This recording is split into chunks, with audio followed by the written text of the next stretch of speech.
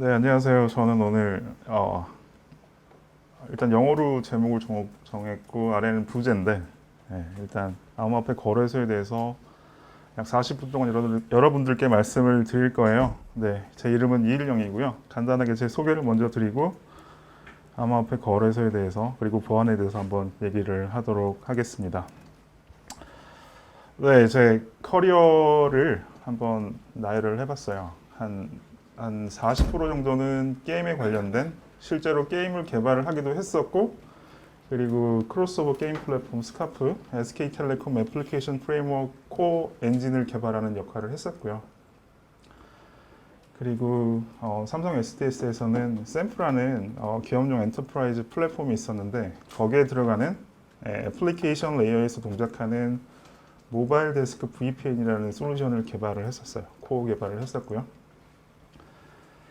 그리고 미탭스 플러스에서는 광고 플랫폼 쪽 그리고 모바일 광고 효과를 분석하는 미탭스 애널리틱스 관련된 프로젝트를 진행을 했었어요. 그리고 미탭스 플러스에서는 또 좀 특이한 커리어긴 한데 M&A를 뭐 한 400억짜리 하나, 100억짜리 하나 진행을 같이 했었고요. 그 다음에 인수 후에 인수 합병 과정 PMI 쪽을 진행을 했었습니다.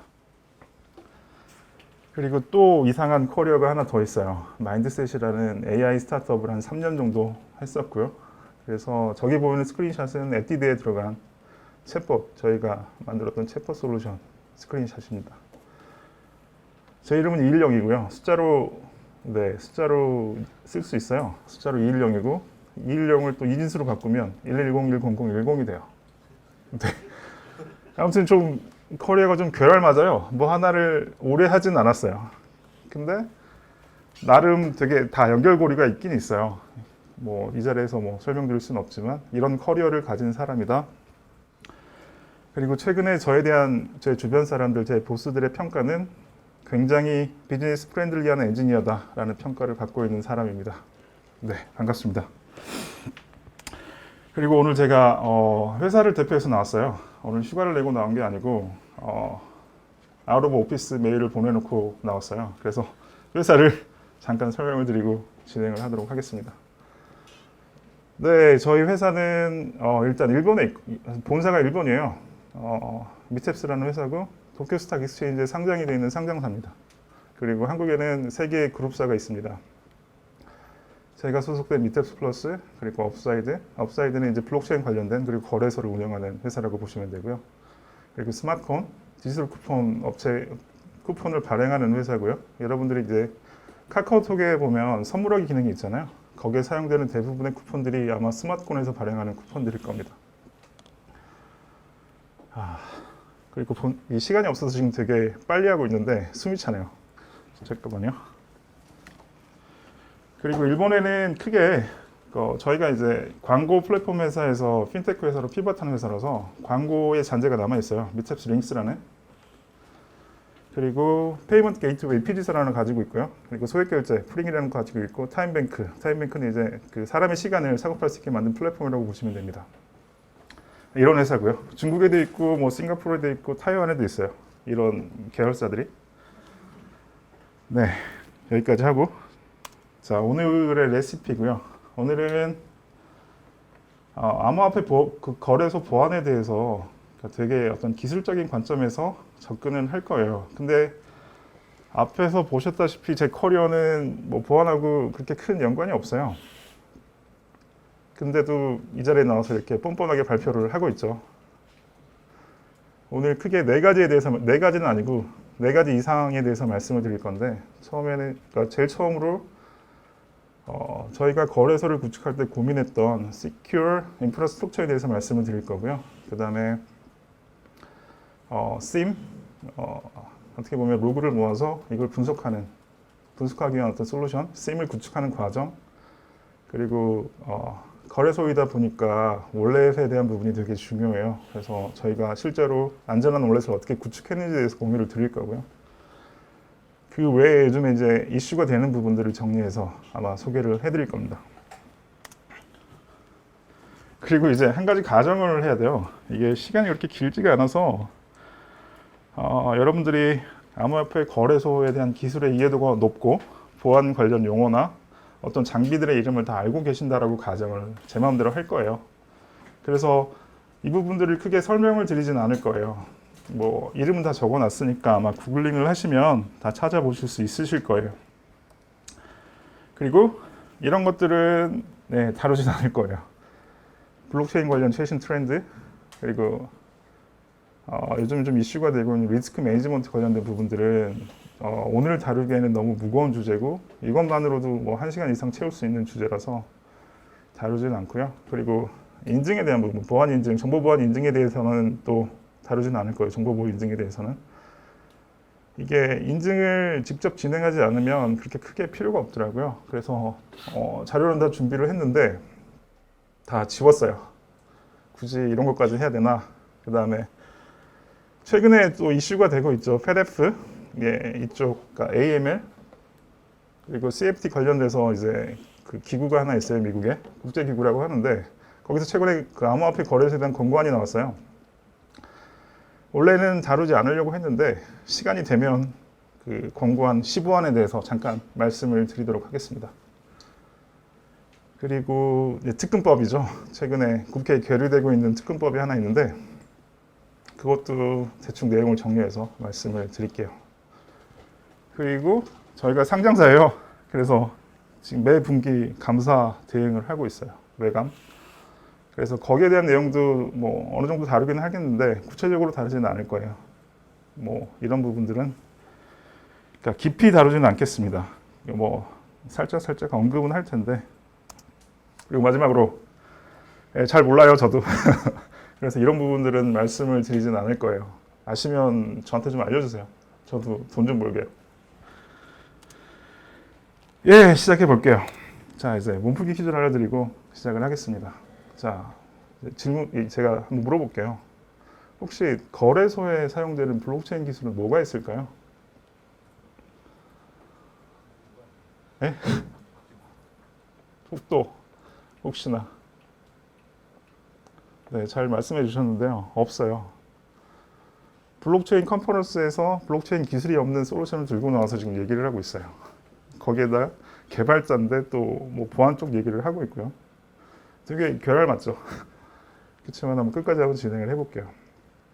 사실 이제 이 거래소를 구축하기 위해서 저희가 고민하는 것들이 되게 많아요. 그리고 어떤 상장사의 어떤 감사 기준을 통과시키고 그다음 인증을 받기 위해서 고민했던 내용들을 이번 시간을 통해서 소개를 드릴 거예요. 자, 암호화폐 거래소는 다 암호화폐 거래를 해보셨을 테니까 한 줄로 한번 정리를 해봤어요. 암호화폐를 사고 팔 수 있는 매치메이커다, 거래 플랫폼이다. 익스체인저가 있고 사는 사람과 파는 사람을 중간에서 매칭시켜주는 그런 솔루션이라고 보시면 되고요. 저희가 만든 거래소는 이렇게 생겨먹었는데 대부분의 거래소가 이렇게 생겨먹었어요. 그리고 여기 보시면 비트코인 가격 보이시죠? 이게 언제 찍었는지 모르겠는데 저 가격이었어요. 근데 얼마 안 됐잖아요. 최근 한 달 사이 50% 이상이 올랐어요, 비트코인이. 왜 그런지는 저도 잘 모르겠어요. 아무튼 대부분의 거래소가 이렇게 생겨먹었고요. 그리고 대부분의 거래소는 이런 기능들을 가지고 있어요. 가장 중요한 어떤 트레이드 엔진, 매칭 엔진 뭐 이런 것들을 다 가지고 있고요. 그 다음에 유저 인터페이스, 엔진만 가지고는 거래를 못 하잖아요, 일반 사용자들이. 그래서 일반 사용자들이 거래할 수 있는 유저 인터페이스를 가지고 있어요. 그리고 암호화폐를 거래하기 위해서 필요한 어떤 인프라스트럭처 중에 가장 중요한 것 중에 하나가 월렛이에요. 월렛, 그러니까 입출금을 처리하기 위한 어떤 월렛 인프라스트럭처를 가지고 있고요. 그리고 웹 서비스 대부분이 가지고 있는 어드민 패널을 가지고 있어요.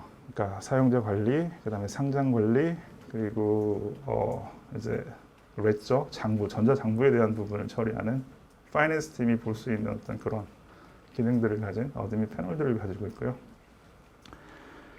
그 외에 이제 거래소별로 가질 수 있는 다양한 피처들이 있어요. 그거는 이제 거래소마다 달라서 엑스트라 피처스로 다 뺐습니다. 몇몇 거래소의 인프라는 이렇게 생기지는 않아요. 이렇게 만들면 망해요. 거래소를 절대 이렇게 만들면 안 된다는 걸 보여드리기 위해서 간단하게 그렸고요. 앞단에 뭐 디도스, 그리고 뭐 인증서, 그리고 뭐 처리하기 위한 가장 간단한 AWS 인프라스트럭처 구조라고 보시면 되고요.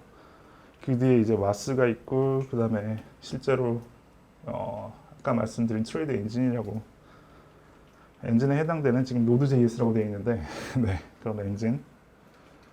그 다음에 뭐 레디스는 메시지 큐가 될 수도 있고, 아니면 캐시가 될 수도 있어요. 그리고 네, 원래 쪽, 그 다음에 어드민, 그 다음에 RDB 데이터베이스. 네, 가장 간단한 구조라고 보시면 되는데, 뭐 저희 곳에 거래소가 이렇게 생겼다는 건 아니에요. 저기 있는 거 지금 사용하고 있는 거 거의 없다라고 보시면 돼요. 아무튼 이렇게 초창기 거래소가 이렇게 생겼었어요. 그래서 많은 문제들을 가지고 있었고요. 그리고 이제 오늘 또 다른 주제인 보안에 대해서 한번 얘기를 해볼 건데요. 혹시 이 뒤에 이거 뭔지 아시는 분 계신가요? 게임이에요. 아, 잘하시네요. 제가 되게 좋아하는 게임이에요. 그리고 이 회사 사람들을 몇 번 만난 적이 있어요. 아까 말씀드렸듯이 저 커리어는 게임 쪽에 있어서 어디 행사 가서 몇 번 만난 적이 있는 사람들이에요. 어떻게 보면 삽질의 연속이에요. 매일매일이 삽질이에요. 그리고 보안 쪽은 기본적으로 생각할 수 있는 게 unfair한 게임이에요. 해커들은 하나의 어떤 취약점을 찾으면 되는데, 저희 보안팀 그리고 저희 거래소를 운영하는 사람들은 대부분의 어떤 약점들을 알고 있어야 되고요. 찾기 위해 노력해야 되고 계속적으로 모니터링을 해야 돼요. 네, 그래서 그 모니터링을 하기 위한 어떤 솔루션에 대해서 이따 설명을 드릴 거예요. 마지막으로 뭐 굉장히 어떻게 보면 저희 입장에서는 불공정하고 편파적인 게임이죠. 근데 반드시 이겨야 되는 게임이라고 정의를 해봤습니다. 이건 또 이제 본격적으로 진행하기에 앞서서 보안이 왜 중요한지에 대해서 올해 2월 정도였던 것 같아요. 어디죠? 코인데스크죠.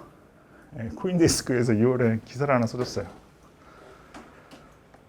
지금까지 거래소에서 해킹당한 총 금액이 1.5 빌리언이면 한 1.67조 정도 되죠.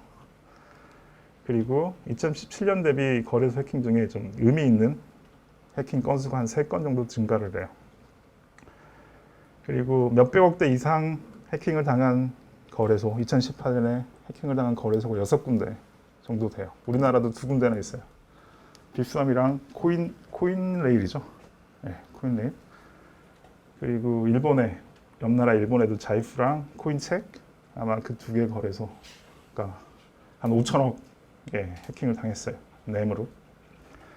자, 이걸 이제 숫자로 한번 이제 표현을 해놨는데, 작년에 해킹당한 이 6곳의 거래소에서 해킹당한 총 금액이 865밀리언이니까 한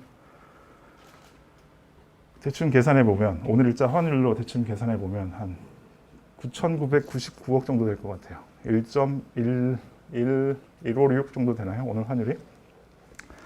이걸 데일리로 환산해 보면 매일 한 30억 이상의 돈이 해커들의 입속으로 들어갔어요. 이런 걸 보면 거래소를, 만약에 여러분들이 실제로 암호화폐를 거래를 하실 때 거래소를 잘 선택하는 것도 되게 중요한 일이라는 걸 아실 수 있을 거예요. 이제 이건 저희 상황이에요. 어떻게 보면 거래소를 만들려고 했을 때 저희가 고려해야 했던 상황들인데, 이건 이제 어떻게 보면 저희만의 특수한 상황일 수도 있고요. 대부분의 거래소가 이런 상황일 수도 있어요. 일단 저희는 매 분기별 감사를 받아야 되고요. 감사 의견 적정을 받아야 돼요. 암호화폐 거래소, 그 다음에 뭐 제가 소속된 미텝스 플러스 마찬가지 전부 다. 그리고 감사 의견의 적정을 받기 위해서 내부 통제에 대한 정책을 만들고 여기에 대한 중독 자료를 계속 쌓아야 돼요. 그리고 연결되는 내용인데요. JSAX, KSAX, SAX 레포트를 제출을 하고 외부 감사를 통해서 이걸 검증을 받아야 되고, 여기서 이상이 없어야 돼요. JSAX는 이따 다시 한번 설명을 드릴 건데, 시간을 보고, 그 다음에 정보보호 인증, ISO 27001 인증은 올해 2월 달에 인증서를 획득 받았고요. 그 다음에 지금 저희 팀이 ISMS 인증을 계속 진행을 하고 있어요. 아마 올해 안에 받을 수 있을 것 같긴 한데, 진행을 하고 있습니다. 그리고 거래소업에서 앞으로 ISMS 인증서의 역할이 되게 중요해질 것 같아요. 지금 뭐 아까도 말씀드린 FedF나 아니면 특근법의 핵심은 믿을 수 있는 거래소, 안전한 거래소를 만드는, 그리고 대외 신뢰도가 있는, 은행에서 인정할 수 있는 거래소를 만드는 일이기 때문에 ISMS 인증의 역할이 되게 중요해질 것 같아요. 그리고 이제 상장을 할 때 저희는 이제 어떻게 보면 모든 코인들의 어떤 그 법무 의견서를 받고요. 그다음에 기술적인 검증을 해야 돼요. 만약에 ERC20이면 각 그 스마트 컨트랙에 대한 어떤 어딧 레포트를 다 받고요. 메인넷이면 웬만하면 상장이 안 돼요.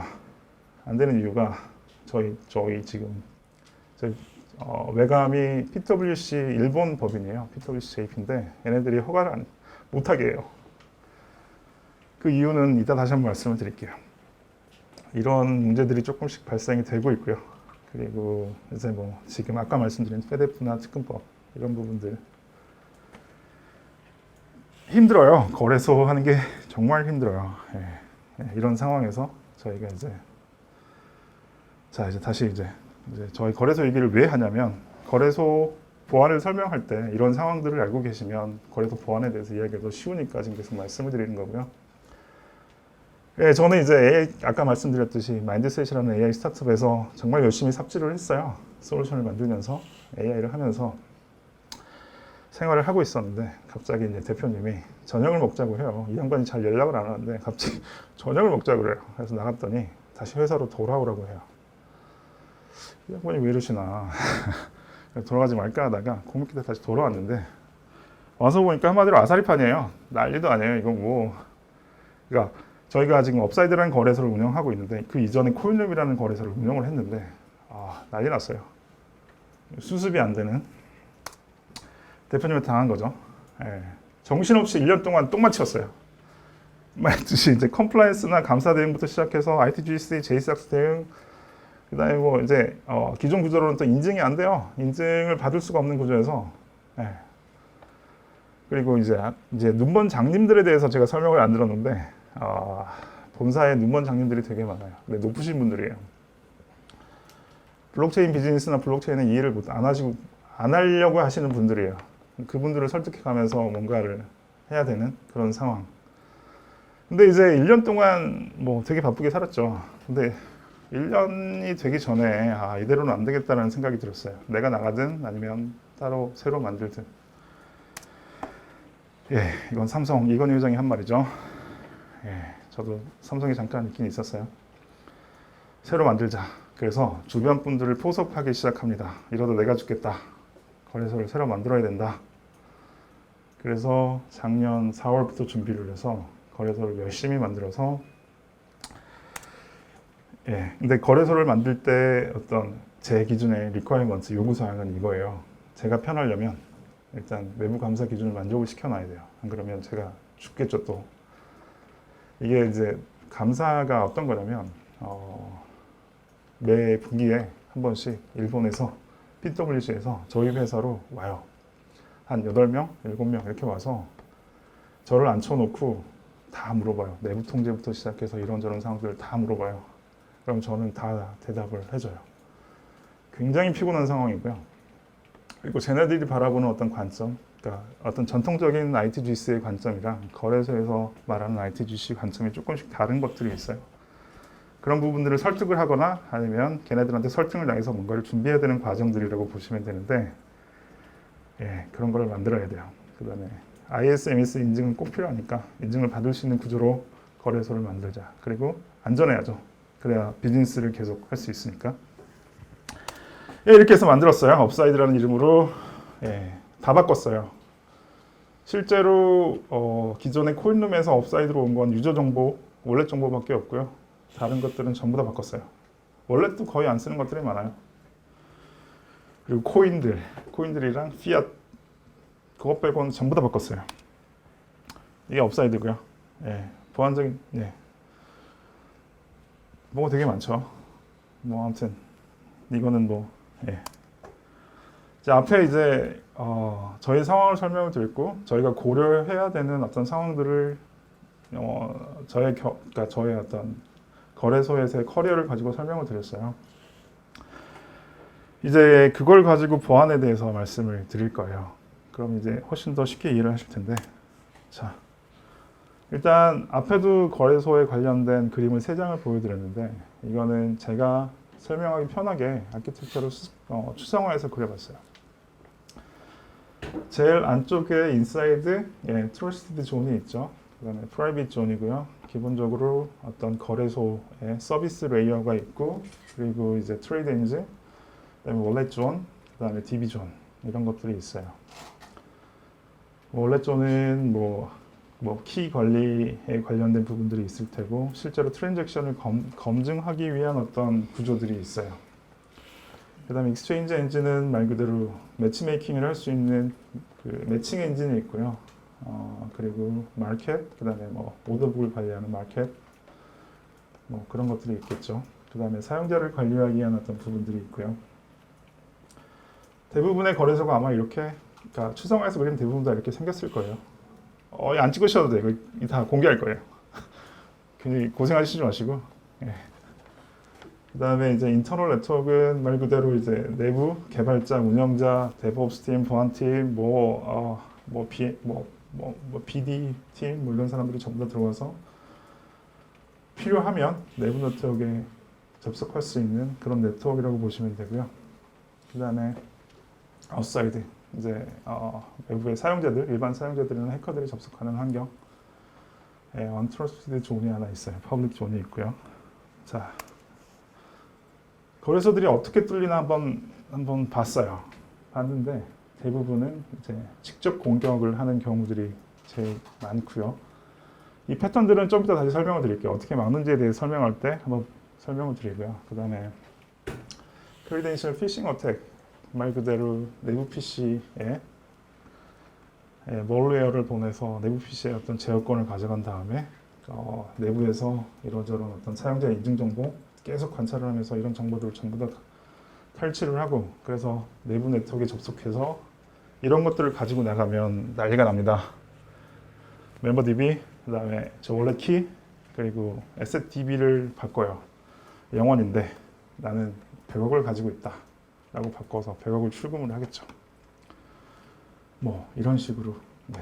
그리고 계속 이제 멜리셔스 인사이더들이 있어요. 이메일이나 아니면 또 이상한 사이트 들어가서 감염이 되거나 그렇게 해서 또 PC가 해킹당하는 아니면 이상한 오동작을 한다거나 이런 것들이 있고요. 그다음에 또 정말 중요한 모럴 해저드가 있어요. 머리 아파요. 맞기도 힘들고 잘해준다고 잘해주지만 이게 사람 마음이 항상 같지는 않거든요. 그래서 이 부분을 또 어떻게 할 건지 각 단계들에 대해서 이제 저희가 어떤 식으로 했는지에 대해서 설명을 드릴 거예요. 자, 이제 하나씩 막아볼게요. 다이렉트 어택은 실제로 이 5가지가 저희 거래소에 매일매일 찍히는 로그들이에요. SQL 인젝션, 그 다음에 제일 처음에 웹 스캐닝이라는 걸 해요. 사실 저희 거래소가 외부로 보여지는 거는 SSL 포트 정도예요. 웹 포트 정도예요. 그걸 계속 스캐닝을 하면서 이런 것들을 계속 시도를 해요. SQL 인젝션을 시도를 하고 로우 밴드위스 도스 공격을 하고 그 다음에 인베리드 트래버셜, 그 다음에 디폴트 페이지 액세스, 그 다음에 XSS, 크로스 사이트 스크립팅 이런 공격들을 계속 해요. 하루에도 몇백 번씩 해요. 근데 이걸 막기 위해서 제가 장비 이름은 설명 안 드린다고 그랬죠. UTM이나 차세대 방화벽 그리고 웹 애플리케이션 방화벽을 가지고 이런 것들을 일정 부분 튕겨낼 수가 있어요. 여기서 자동으로 필터링 할 수가 있어요. 물론 최신 공격이나 여기에 시그너처가 없는 녀석들은 뚫고 들어올 수도 있지만 이런 식으로 막아낼 수가 있어요. UTM은 통합 위협 관리 어떤 솔루션이라고 보시면 돼요. 한 8가지 정도의 보안 솔루션들이 다 들어가 있어요. 가격으로 보면 얘는 좀 싸고 얘는 좀 비싸고 얘는 그냥 괜찮은 정도? 이런 식으로. 일단은 돈을 좀 썼어요. 여기 돈을 좀 썼어요. 이렇게. 자, 다음. 얘가 사실 굉장히 까다로워요. 피싱 어택이나 APT 공격 뭔지 다 아실 거라고 믿고 지나갈게요. APT 공격 같은 경우는 되게 막기가 힘들어요. 그리고 이게 되게 오랜 시간을 가지고 저희 내부 네트워크에 들어오기 위한 어떤 시도를 계속 하는 거예요. 이게 서해공학 기법이라고 그래서 설명을 드리면 제가 시간이 부족할 것 같아서 한번 찾아보시고요. 그래서 이제 아무튼 되게 치명적이고 위험하고 되게 긴 시간을 들여서 공격하는 기법이라고 보시면 되는데, 그걸 막기 위해서 APT 솔루션을 도입을 해요. 그러면 이 부분도 일정 부분 해소하실 수가 있어요. 그리고 그 다음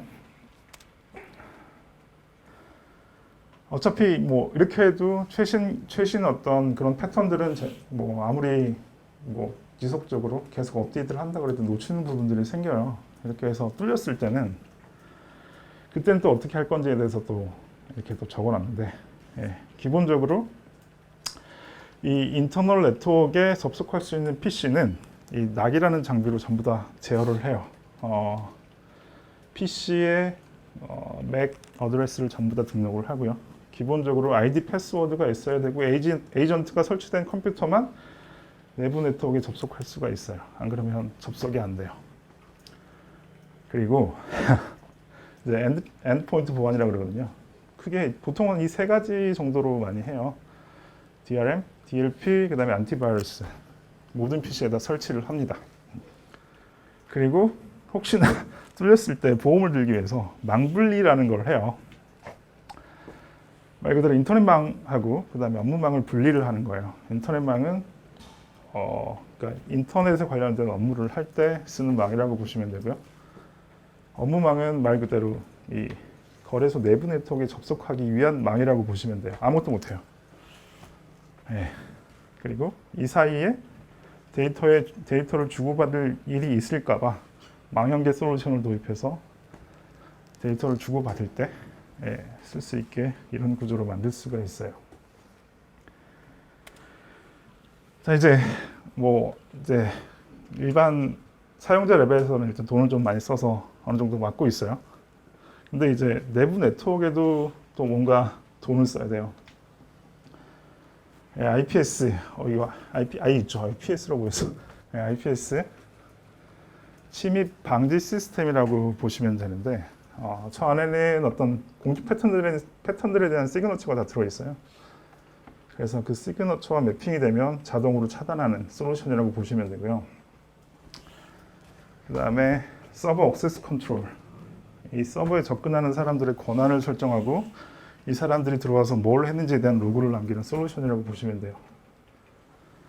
그리고 이따 설명할 SIEM을 위해서 로그 에이전트를 또 별도로 저희가 제작을 설치를 해서 또 추가를 합니다. 원래 쪽은 또 조금 달라요. 기본적으로 이런 녀석들을 전부 다 집어넣어 놓고 그 다음에 키 매니지먼트 서비스랑 HSM 하드웨어 시큐리티 모듈을 추가를 해서 키 관리를 하게, 그리고 안전하게 키를 저장할 수 있는 환경을 만듭니다. 그리고 데이터베이스도 그냥 두면 안 돼요. DB 인크립션, 그 다음에 DB 액세스 컨트롤에 대한 부분, 이 두 개의 솔루션을 붙여서 또 돈을 써요. 이런 식으로. 자, 이렇게 구축해 놓고 보니까 불편해요. 어떤 게 불편하냐? 각 장비의 로그를 보고 뭔가 분석을 하고 뭔가 모니터링을 하고 그리고 이제 얼러팅을 줘야 되는데 하나하나씩 보기가 너무 힘들어요. 그래서 이거를 어떻게 할까 고민을 하다가 24시간 관제를 붙이는데 이걸 내부에 둘 수는 없어요.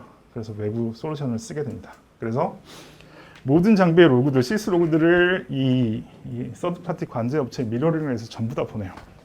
그러면 어떤 일이 발생이 되냐면,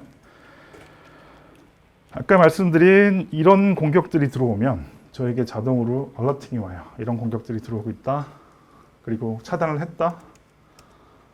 그리고 키사에서 어떤 이상한 IP 어드레스나 그런 것들 있잖아요. 그런 것들을 가끔씩 이제 한 번씩 이제 공개를 할 때가 있는데 그때마다 자동으로 밴 리스트에 추가가 자동으로 되는 그런, 그러니까 저희가 해야 될 일을 상당 부분 줄여주는 그런 일을 해줘요.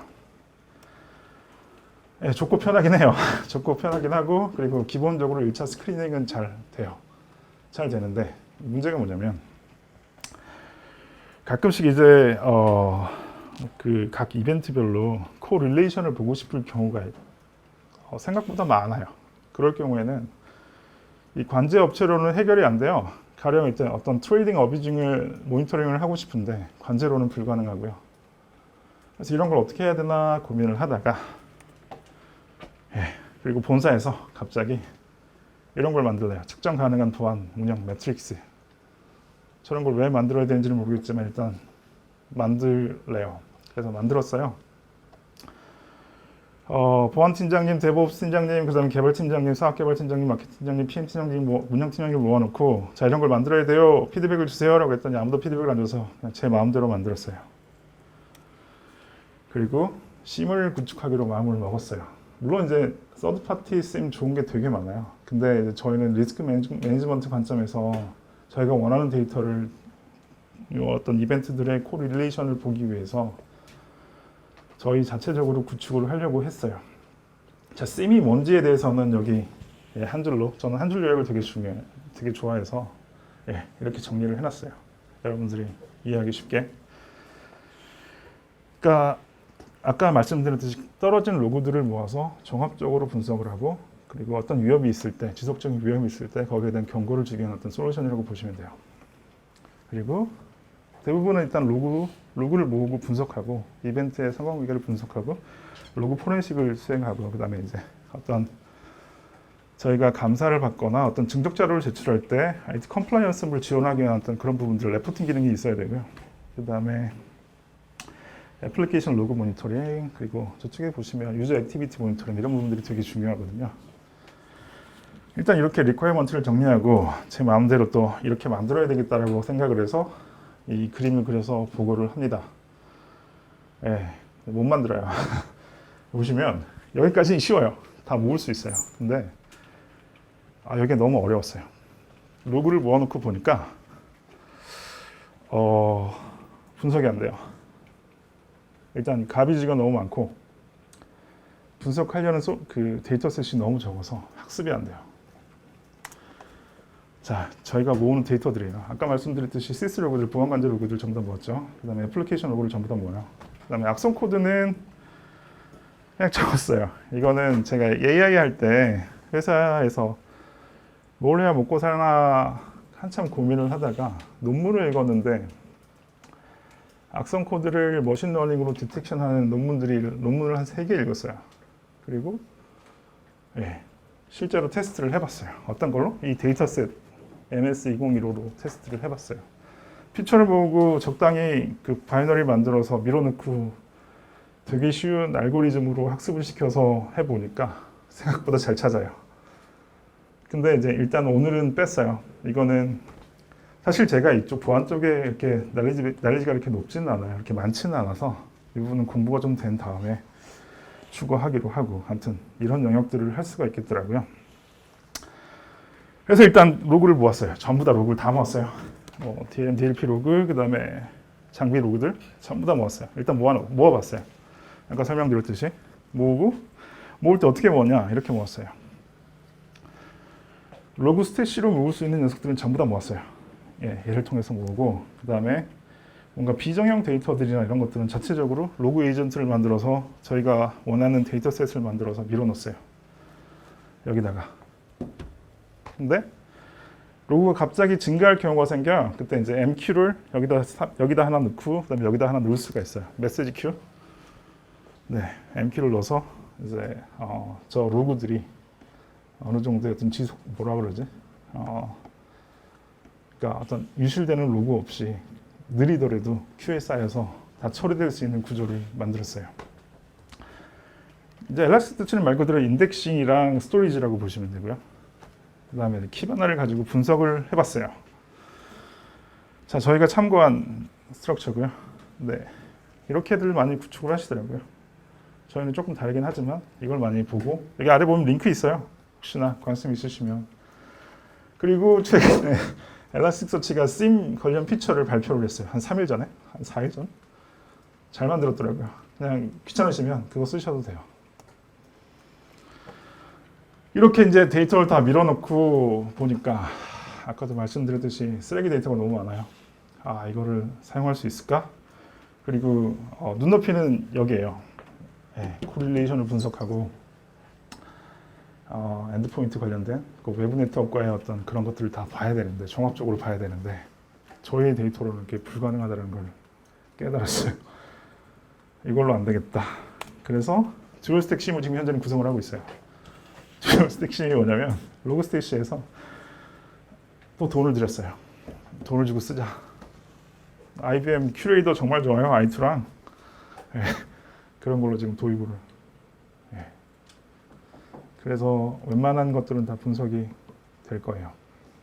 그리고 아래는 그러니까 저희가 원하는 어떤 비정형 데이터들을 분석하기 위한 구조를 지금 열심히 만들고 있어요. 근데 이제 사실 이제 이거를 데이터 사이언스로 풀려고 하면 데이터가 좀 많아야 돼요. 학습에 대한 데이터도 많아야 되는데 이 부분이 아직 해결이 안 돼요. 되게 어렵고 시간이 벌써 이렇게 됐네요. 좀 빨리 진행을 할게요. 네, 아무튼 지금은 이런 식으로 구성을 해서 심 장비가 이렇게 돌고 있다. 이렇게 보시면 되고요. 모럴 해저드는 결국에는 관리예요. 그냥 넘어갈 수는 없고 일단은 채용도 되게 중요하고요.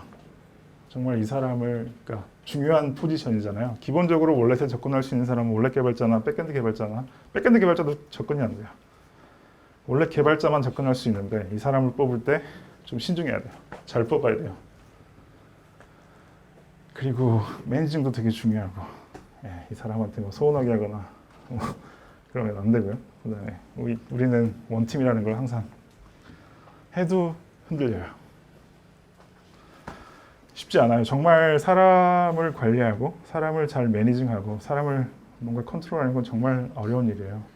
그래서 아까도 말씀드렸듯이 그 상장사가 외감을 할 때 내부 통제를 되게 중시하는 이유가 있어요. 이런 모럴 해저드를 어떻게 보면 내부 통제로 어느 정도는 막을 수가 있는데 그게 뭐냐면 권한 자체를 잘게 쪼개요. 그리고 한 사람한테 너무 많은 일을 주면 안 돼요.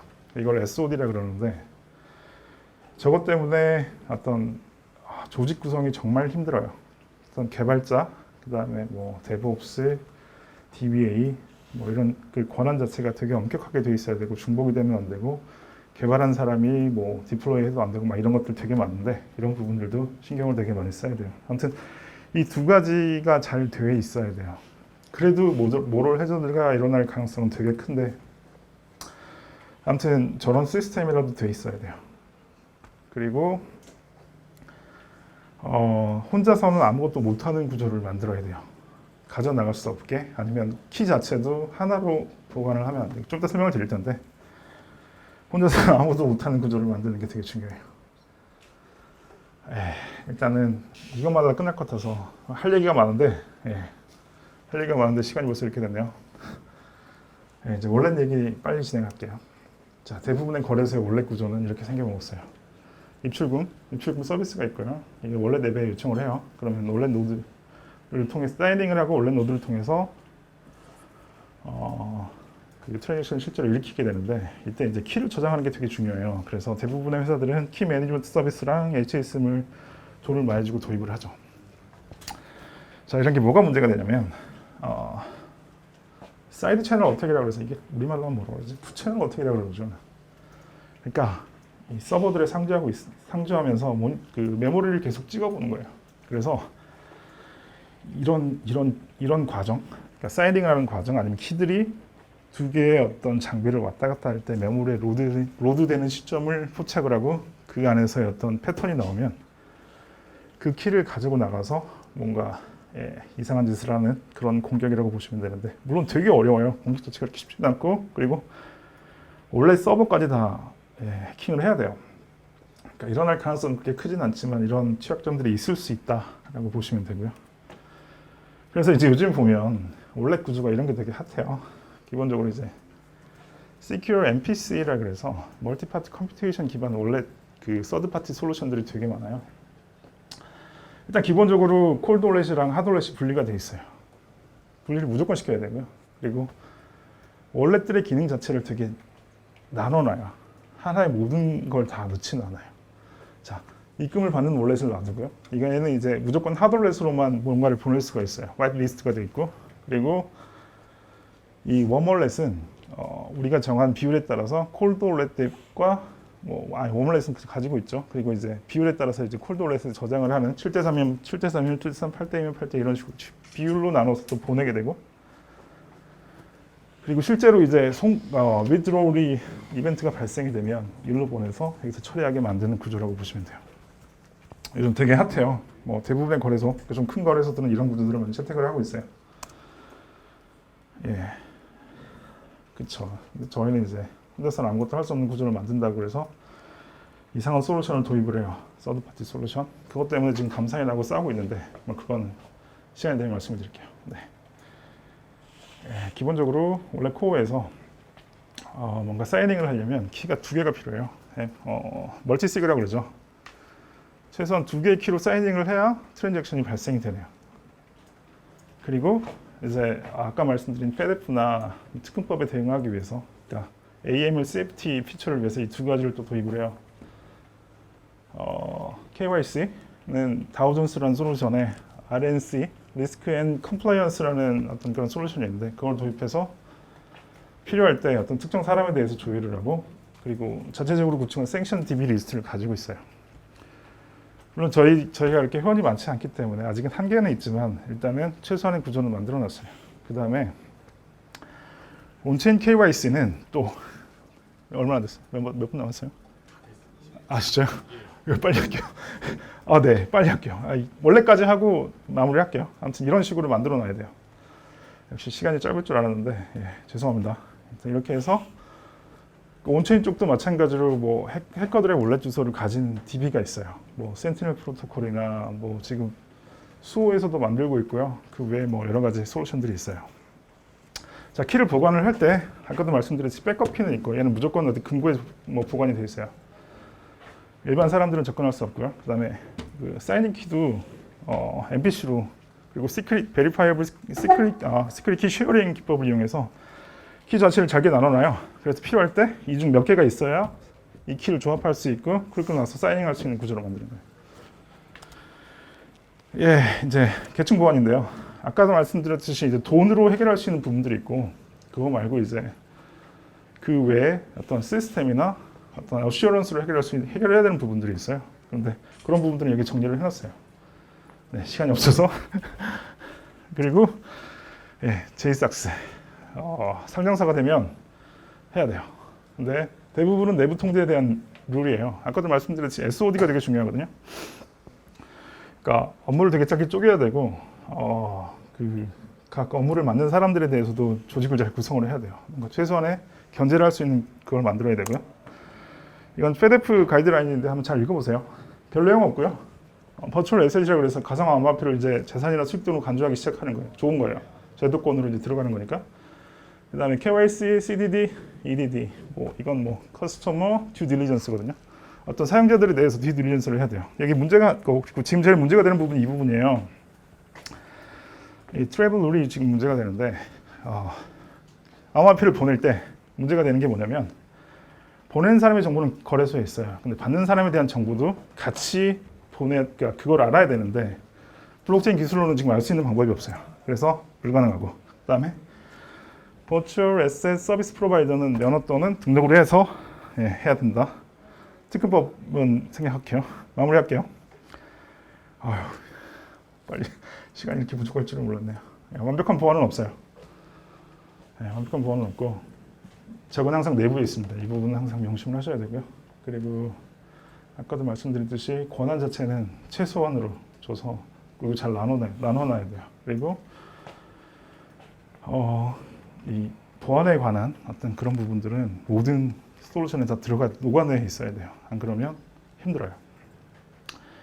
그 다음에 사용자의 어떤 모든 행동은 다 액티비티가 돼야 돼요. 그러니까 유저뿐 아니라 내부에 있는 임직원들의 액티비티도 전부 다 모니터링이 돼야 돼요. 그리고 해커가 들어와서 원래 서버까지 들어가더라도 털 수 있는 게 없어야 돼요. 키 자체가 우리 서버에 보관이 되면 안 돼요. 그리고 마지막으로 보안과 유저빌리티는 트레이드 오프 관계가 아니에요. 이거는 그러니까 타협할 수 있는 부분이 아니라고 생각하시면 돼요. 네, 열심히 달려왔는데 시간이 오버됐네요. 감사합니다. 제 발표는 여기까지 하고요. 네, 이상입니다. 감사합니다.